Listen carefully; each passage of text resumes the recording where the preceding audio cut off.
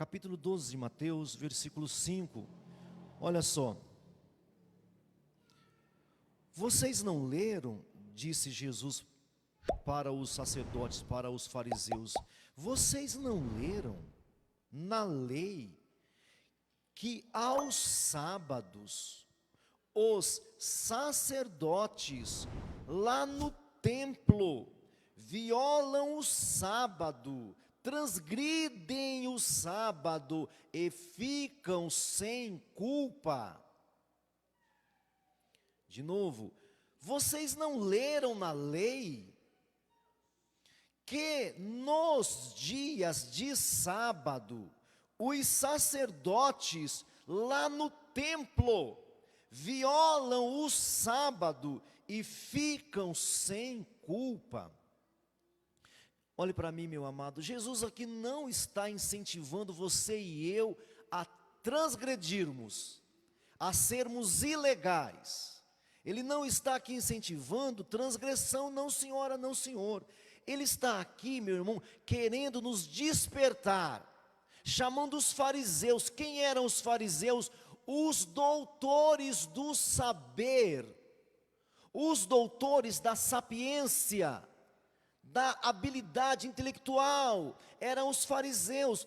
Esses fariseus estão nervosos, estão violentos, porque os discípulos de Jesus estavam no dia de sábado, presta atenção, no dia de sábado, colhendo frutos e comendo, colhendo espigas e comendo as espigas. Esses fariseus estavam nervosos, alterados, violentos, porque Jesus via isso e não fazia nada. Está pegando? Então Jesus fala essa palavra: vocês não leram, sacerdotes, vocês não leram, fariseus, vocês não leram, religiosos. O que é que os sacerdotes faziam lá no tempo de Moisés? Como eles no sábado violavam a lei do sábado, trabalhavam lá e ficavam sem culpa. Como é que vocês não leram isso? Vocês ficam reclamando que os meus discípulos estão comendo, colhendo e comendo, e vocês não veem o que é que os sacerdotes faziam? Porque, meu irmão, era gritante. Você lê isso aqui hoje, você fica espantado, mas para eles não, isso aqui era flagrante. Gente, no sábado, primeiro, no templo, no tabernáculo, não podia apagar a luz, o fogo tinha que ficar aceso o tempo inteiro. Quem que acendia? Meu irmão, se acabar a gasolina do seu carro, você não põe combustível? Sabe qual é o combustível do fogo? A madeira. Uma lei era: não pode deixar o fogo apagar. Como é que o fogo não apaga? Colocando madeira no fogo, simples assim. Outra coisa, não poderia ficar sem sacrificar animais no templo, não podia. Quem é que sacrificava o animal sozinho? O sacerdote. Era flagrante. Como é que eles, esses descendentes dos sacerdotes, esses da família sacerdotal, como é que eles estão ranhando? Como é que eles estão violentos contra os discípulos de Jesus, se a própria familiaridade deles faziam isso? Eles tinham que manter o fogo aceso todos os dias. Não havia um dia lá no tabernáculo, lá no templo, onde não tinha o fogo aceso, e quem acendia era eles. Quem é que fazia a comida deles? Quem é que lavava a louça deles? Jesus falou assim: vocês não leram, vocês nunca leram. Como é que vocês leem só a metade? Como é que vocês leem as escrituras pela metade? Só pega as escrituras para matar. Porque tem gente, meu irmão, que pega as escrituras para matar. E Jesus não veio para matar você. Ele mesmo disse: eu não vim para matar. O diabo veio matar, roubar e destruir. Eu vim para que tenham vida e a tenham em abundância. É para isso que Jesus é para isso que Ele está, é para isso que Ele se manifesta, para que nós tenhamos vida e a tenhamos em abundância. É vida abundante. E presta atenção, e não é quando você morrer não, meu irmão, não é quando você for para o céu não, porque lá no céu é normal isso, no céu é normal ter bênção, no céu é normal você ter paz, prazer, alegria, é normal, é céu, meu irmão, é céu, É aqui agora, enquanto você vive, porque você precisa manifestar o reino de Deus, e o reino de Deus é paz, é justiça, é alegria no Espírito Santo, não é isso? O reino de Deus não é paz? Não é alegria? Não é? O reino de Deus tem que ser manifesto, é por vocês que é manifesto, é por mim. Vocês não leram judeus, vocês não leram sacerdotes, vocês não leram fariseus, vocês não leram levitas, vocês não leram religiosos, que os sacerdotes no templo violam o sábado e ficam sem culpa. Como é que vocês não percebem isso e você fica agora criticando os meus discípulos? Como é que vocês ficam agora criticando? Porque os meus discípulos estão matando a fome. Ele fala também, vocês não leram o que fez o rei de vocês, o Davi? Vocês não leram o que fez Davi? Como Davi e os seus companheiros entraram lá no tabernáculo e comeram os pães sagrados e saiu ileso. Vocês não leram isso? Como é que vocês são tão hipócritas? Como é que vocês são tão duros? Vocês não querem que os meus discípulos comam, por quê? Porque eles não estão com fome? Estão. Eles não estão com sede? Estão. Eles não têm necessidade? Têm. Então tem que comer. É assim que funciona. Vocês não leram o que fez Davi? Cansado, fugindo de Saul, entrou no tabernáculo sem pedir autorização para ninguém, embora ele tenha conversado lá com o sacerdote. Ele entrou e comeu, e nada lhe aconteceu. Nada lhe aconteceu. Vocês não leram isso? Como que dizendo para eles, é lícito, não tem nada demais. Mas aí, pula para o versículo 22. Pula para o versículo 22, irmãos e irmãs. Então lhe trouxeram o endemoniado cego e mudo.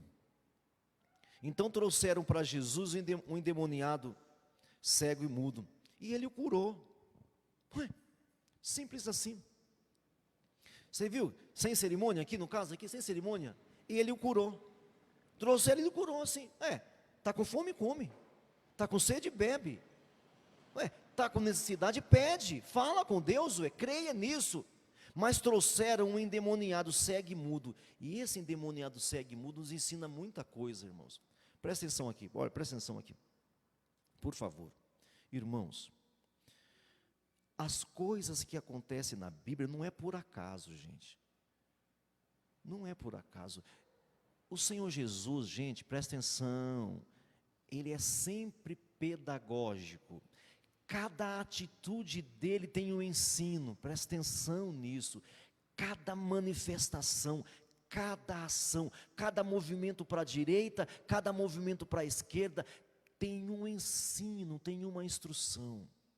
Jesus não era milagreiro, ele nunca mandou ninguém divulgar os milagres, ele nunca mandou, pelo contrário, ele curava e falava assim, não conta para ninguém, não conta para ninguém, porque ele tinha um alvo ali na hora da cura, ele tinha um alvo, um objetivo pedagógico. Aqui no caso, trouxeram-lhe um endemoniado, cego e mudo, e ele curou, e toda a multidão se admirava também. Olha o verso 24 aí, olha o verso 24, os caras de novo. Mas os fariseus, ouvindo isso, murmuravam, irmãos, será que esses caras não têm nada melhor para fazer na vida? Fala a verdade. Você já percebeu que quem critica não faz nada? Você já percebeu que quem critica não faz nada a favor, sempre contra? Sempre, pode observar, quem critica não faz nada, não ajuda com nada, não levanta uma agulha sequer. Quem critica geralmente não é uma regra fechada, mas não faz nada. Eles de novo, mas os fariseus, ouvindo isso, murmuravam.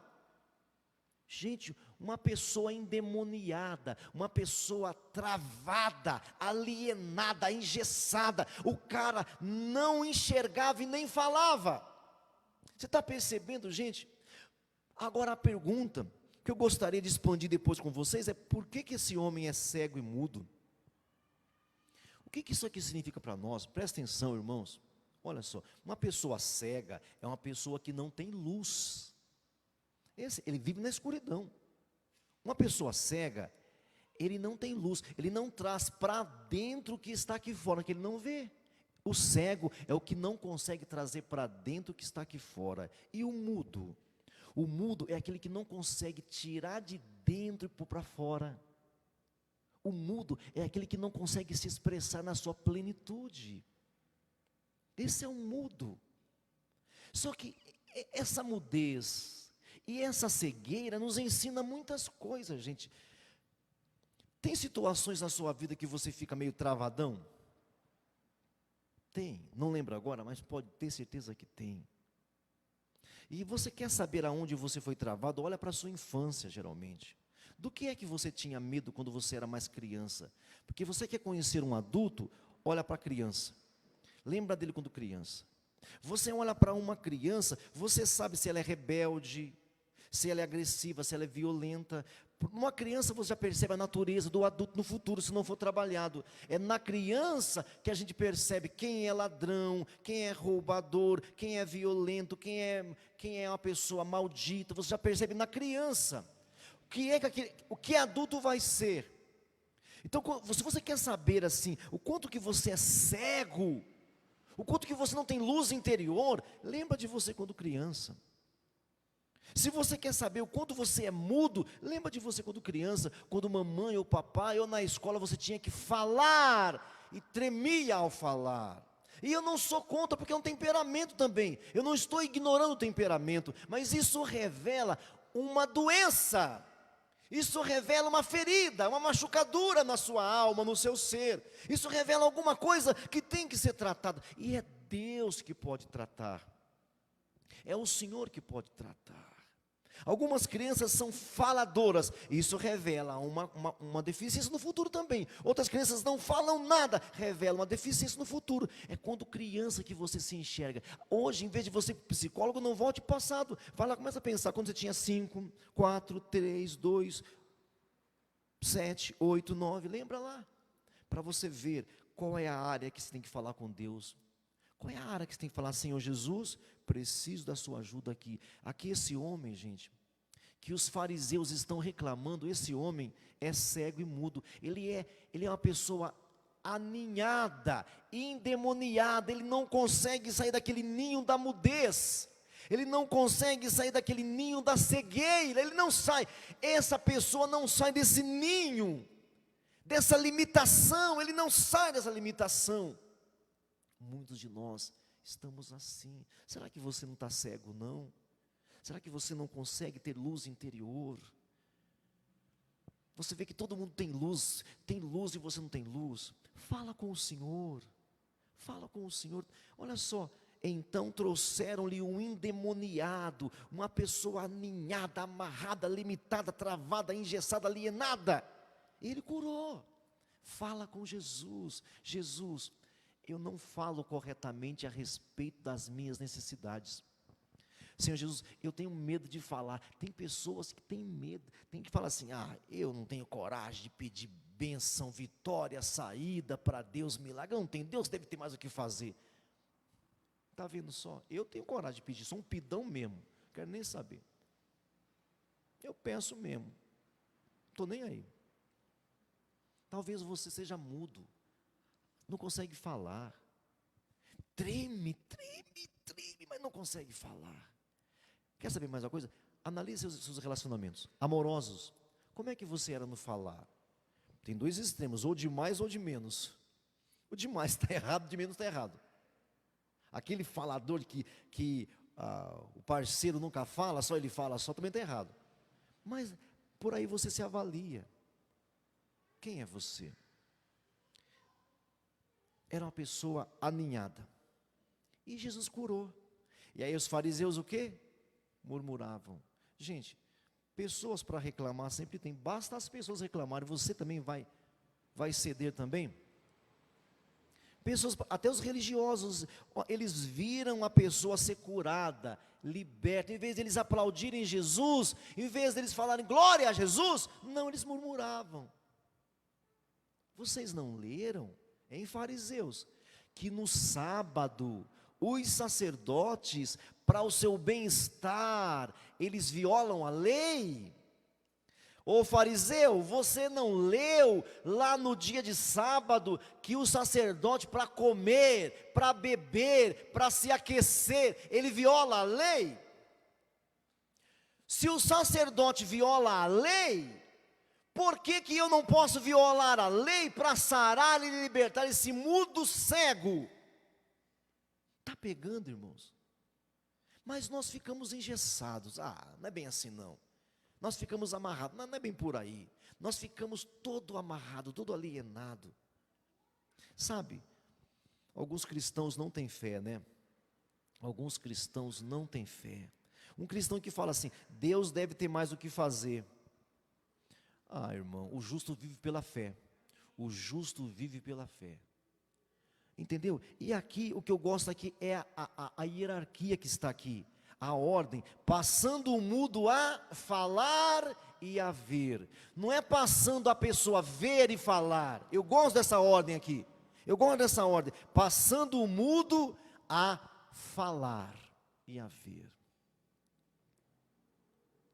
Você é um cristão de verdade? Você é um seguidor de Jesus? Por que é que você quer ver primeiro? Por que você não fala antes? Não consegue, né? Não dá não, não vai acontecer não. Não dá não, isso é muita coisa. Eu não tenho coragem não. Eu sei. Então você é tudo menos um cristão. Você quer ver primeiro, né, Tomé? Você primeiro quer ver, né? Quer ver, quer colocar a mão, quer apalpar, né? Para depois então você falar, né? Não vai acontecer, não vai rolar, viu? Com Jesus não vai rolar não. Com Jesus você fala. Crie, por isso falei. Isso é Salmos, que o Paulo repetiu depois. Crie, por isso é que falo. Eu creio, e assim como eu creio, eu falo. A questão é, você crê? Você crê? E aí eu falei muito tempo atrás sobre dois tipos de fé. A fé passiva e a fé ativa. A fé passiva é aquela que até o cachorro tem. Até o gato tem. A fé passiva é a fé da religião. É a fé humana, a fé do pensamento positivo. Mas eu estou falando da fé ativa. A fé ativada pela palavra. Porque a fé que agrada a Deus, ela é pelo ouvir. É a palavra que tem que ativar. A palavra falou, então você fala. A palavra não falou, você não fala. Deus falou com você, então você fala. Deus não falou, você não fala. Ou seja, é uma fé ativa. Não é uma fé passiva, carnal, mental, humana, religiosa, existencial, não. É uma fé ativa, ativada pelo mecanismo da palavra. Deus falou, você fala. Deus não falou, você não fala. Deus diz, você diz. Deus não diz, você não diz. Esse mudo passou a falar e então a ver. Porque você fala, até Deus faz assim, meu irmão. Até Deus faz assim. Haja luz e houve luz. Haja porção seca e apareceu a terra. Haja os seres viventes nos mares e apareceu os seres viventes nos mares. Apareça os seres viventes nas águas doces e apareceram os seres viventes nas águas doces. É assim, Deus fala, então você fala também. E os fariseus estão murmurando. E aí volto de novo, vocês não leram? Volta para o versículo 5. Vocês não leram que ao sábado estes fariseus violam o templo e ficam sem culpa? Verso 6, aqui está quem é maior do que o templo. Olha só. Aqui está quem é maior do que o sábado. Vocês estão discutindo porque é sábado, porque é o templo. Estão discutindo isso porque é no templo e é no sábado. Olha aqui para mim, diz Jesus, quem é maior? Se há alguém que pode falar, sou eu. Ou aquele que é maior do que o sábado, aquele que é maior do que o templo. Por isso o versículo 6, aqui está quem é maior do que o templo. Ou seja, é Jesus que decide. Não é nem o templo e nem o sábado. Não é o sábado que vai resolver a sua vida. Não é o templo que vai resolver a sua vida. É aquele que é maior do que o templo, que é maior do que o sábado. Jesus, caminho. Jesus, verdade. Jesus, vida. Jesus, o supremo pastor. Jesus, o nosso Pai. Jesus, nosso Senhor. Jesus, o pão da vida, Jesus a água viva, Jesus é Ele que resolve. Então fala o que Ele fala, diz o que Ele diga. Agora se prepare para os murmuradores, se prepare, vai aparar, não é bem assim não, você é um fanático. Tudo bem, eu sou um fanático crescente, eu sou um fanático abençoado, eu sou um fanático em vitória, eu sou um fanático na presença de Deus, ponto, acabou, fim de papo. Vão aparecer os murmuradores, não tem problema. Não tem problema. Não lestes? Vocês não leram? Como é que vocês exigem pela metade? Como é que vocês falam pela metade? Os familiares de vocês ficavam sem culpa e vocês querem culpar os meus discípulos e querem que eu não liberte esse endemoniado? Vocês querem que eu não liberte esse endemoniado? Não vai virar. Eu vou libertar o endemoniado. E ele passou a falar e a ver, passou a falar e então a enxergar. Que você venha enxergar aquilo que você está falando. Diga isso, eu quero enxergar o que eu estou falando, tá bom? Eu quero enxergar o que eu estou primeiramente falando. Eu não quero falar o que eu estou vendo, não, eu quero ver o que eu antes falei. Amém? Pega isso aqui. Pega isso daqui, meu amado. Eu falo. Por quê? Por que eu falo? Porque tudo já está feito. Olha o que a palavra diz. Todos nós fomos abençoados em Cristo Jesus com toda sorte de bênçãos espirituais nos lugares celestiais. Nós fomos abençoados com toda sorte de bênçãos nos lugares celestiais. Por isso é que eu falo, o que eu vejo no mundo espiritual, eu manifesto no mundo material, eu pego no mundo espiritual, no mundo celestial e trago para o mundo visível, mas eu preciso falar. Isso que eu acabei de falar agora está em Efésios capítulo 1, Efésios capítulo 1, do versículo 13 ao versículo 19, vai ali e leia depois.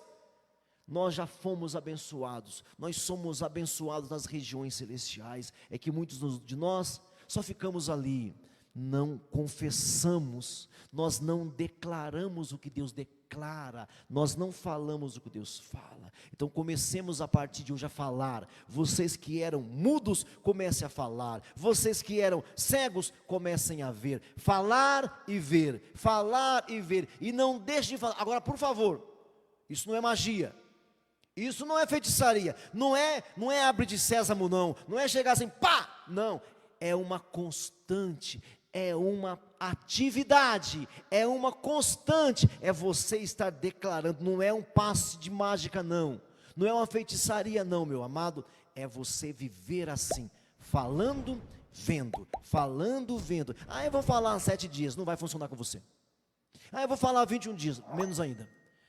Decida e se disponha a falar. Amém? Feche seus olhos agora.